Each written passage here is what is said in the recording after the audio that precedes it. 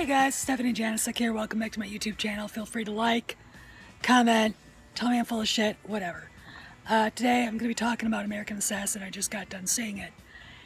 And it's literally one of the best movies I have seen in years at the movie theater. It is what movies should be. So I'm having a glass of wine, nice Cabernet, and I'm going to talk a little bit about it. To preface this, I'm going to tell you a story. The movie is based on the novels by Vince Flynn, and I got a chance to meet him in 2010. I went to a book signing in San Diego, and it was for the novel American Assassin. You could not find a cooler person anywhere. I don't care where you look. There was no one like Vinny anywhere. And I really came to appreciate him through meeting him and basically getting him to sign a book for me, and just hearing him talk about, very relevant issues like national security, radical Islam, terrorism, and all of that. Very knowledgeable. His contacts would blow you away, and very, very protective of them. An interesting story. This is one of the things that makes me laugh.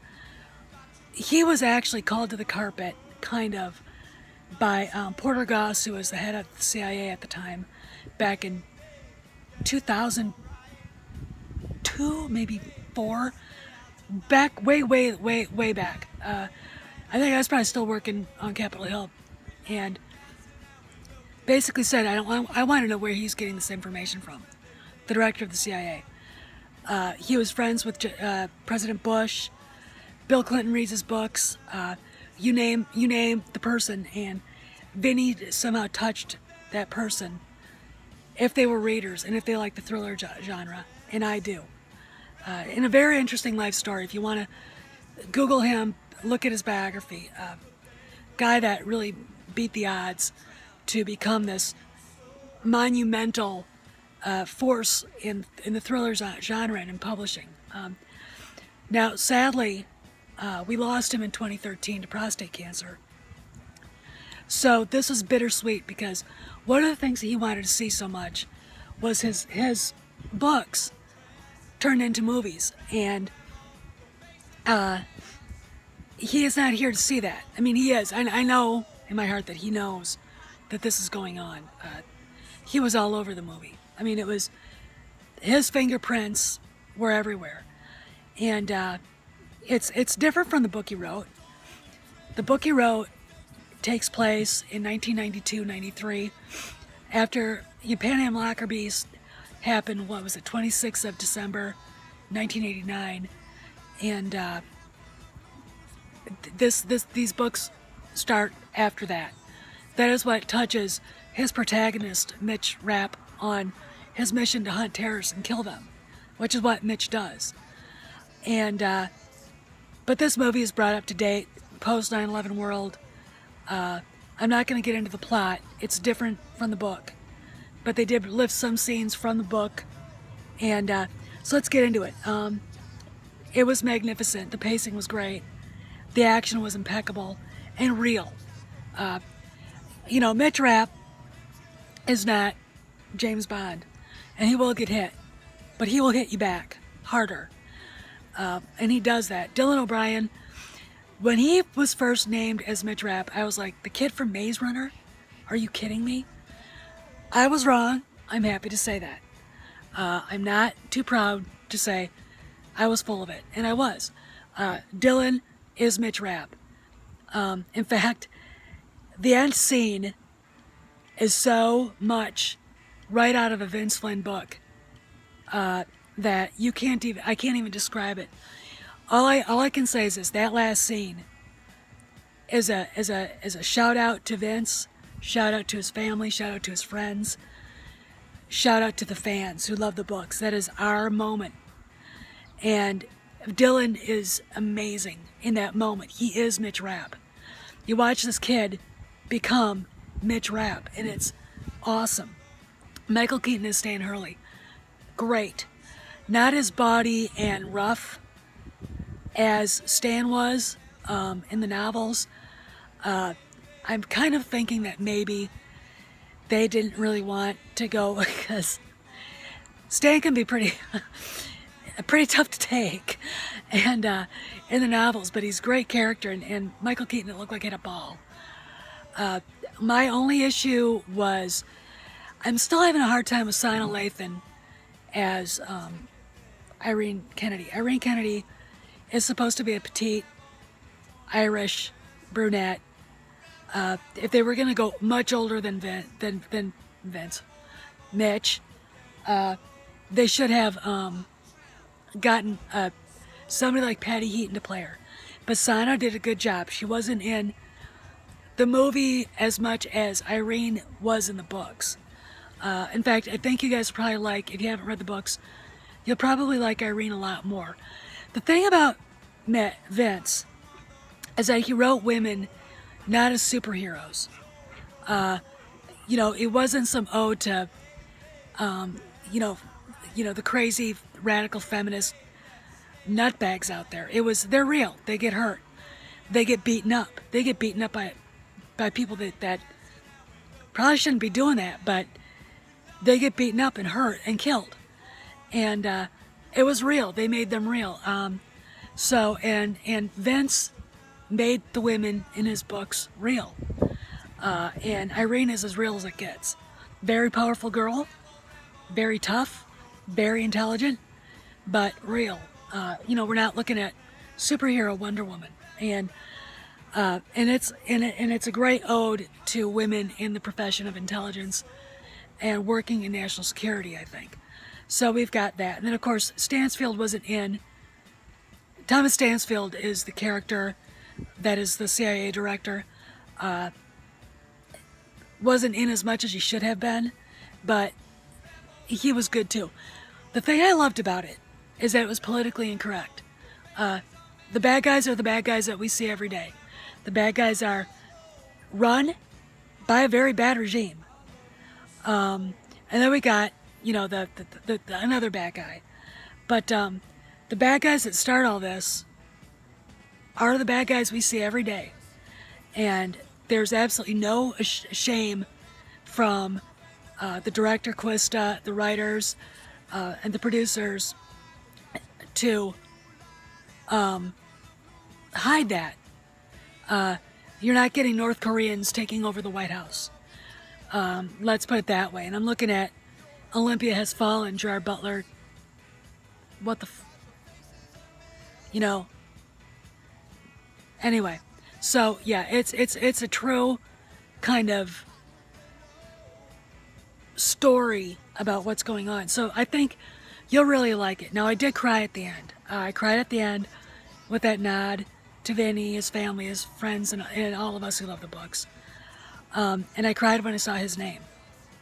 The thing about losing someone, and it doesn't matter who they are, if they've touched you, they've touched you. And it would have been fun to enjoy Vinny enjoying this moment. That's what I think we all miss. That's what we all miss. In that. So, and that's when I cried. And I sat there and cried through the end credits. And I'm not ashamed I did. We lost a tremendous champion for good versus evil, our country, and our way of life, and basically calling a spade, and that was Vince Flynn the whole way. But he did it in a way that was charming, and decent, and moral, and he was one of a kind. And now I'm going to go into some other news. So go and see American Assassin if you haven't. I'm telling you right now, if you don't, I'm never talking to any of you again. Okay. So other news. Apparently, the Vanity Fair article came out, or something. I just saw this, and Ryan Johnson basically said there wasn't going to be any romance.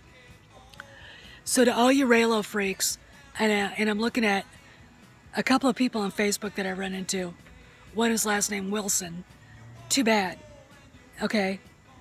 There isn't going to be any romance between Ray and Ren. So, cry me a river on that. And it looks to me like pretty much everything that I thought about who Rey is, where the plot's going to take, is going to happen. There will be the third act is going to be quite interesting. Lightsaber battles, and an invasion of the planet that Luke and Rey are training on. So we get to see that, so that's going to be fun. But what I really love is that there isn't going to be a romance, because there isn't a Han and a Leia in any of the new characters at all. I can't even begin to find one. There's no equivalent to Harrison Ford in any of these new guys. I'm sorry. And after some of John Boyega's arrogance and antics on Twitter and being interviewed, I'm really not a fan of his. So, and I know a lot of people think that his role is being reduced because he's black. No, his role isn't reduced. He's just not an interesting enough character to go that far with, as far as they went with Han. You know, he's not Harrison Ford. He's not a black Harrison Ford, I'm sorry. And Oscar Isaac is a great character actor. But I, as a woman, cannot look at him as anything else than this guy. He does not overwhelm me in any way, shape, or form. There's no masculine thing that Harrison Ford has, or any of the great actors that I've appreciated over the years. And Adam Driver is a fantastic actor. He's probably, of all the young actors in this, he's such a great guy. Retired Marine, or mustered out because he got hurt. Former Marine, very intense about what he does. A great kid, a good kid, and so good he made me hate Kylo Ren's guts so much. I think the only way Kylo Ren could do anybody a service was be to fall on his own lightsaber and kill himself. I mean, commit seppuku, you're a prick, all right? So there's Star Wars stuff. And Blade Runner 2049 is coming up, so I want y'all to see that, because that looks great. And from me to all you, Harrison Ford's interviews have been awesome. And on that note, I'm going to leave you with this. He was asked about Carrie Fisher and the relationship that he had with her, and I'm going to say this. He declined to talk about it. And a lot of people are like, well, he should. Now I'm gonna say this. No, he shouldn't. A gentleman never talks about women that mean something to him if he's had that kind of a relationship. And Carrie, whether you girls out there, you Mark Hamill fans, who are freaks, whether you like it or not, Harrison is a gentleman, and he won't talk about it. There are lots of reasons why he won't talk about it, and you all should appreciate that. Hamill, on the other hand, can't shut his mouth, and someday he's going to regret that he didn't shut his pie hole. And I like Mark. I think he's a great actor. He's really good to the fans, but it's like, Mark, you're making me want to get the duct tape out right now, and I got scissors. Shut up. Just shut up. Let it go, okay? So, and I just wanted to address that. So anyway, I saw American Assassin today. It was fantastic. Go see it. If you don't, I don't know what to do with you. You're not my friend. You're not part of my gang. Go away. And Dylan O'Brien was great. He was exactly the way Mitch Rapp is. He was Mitch Rapp. Michael Keaton was fantastic as Hurley. So there you have it. And looks like, I'm right about who Rey is, and in Star Wars. And so that was some good news about that today. So this is Steph signing off. See you around the galaxy. See you around the compound.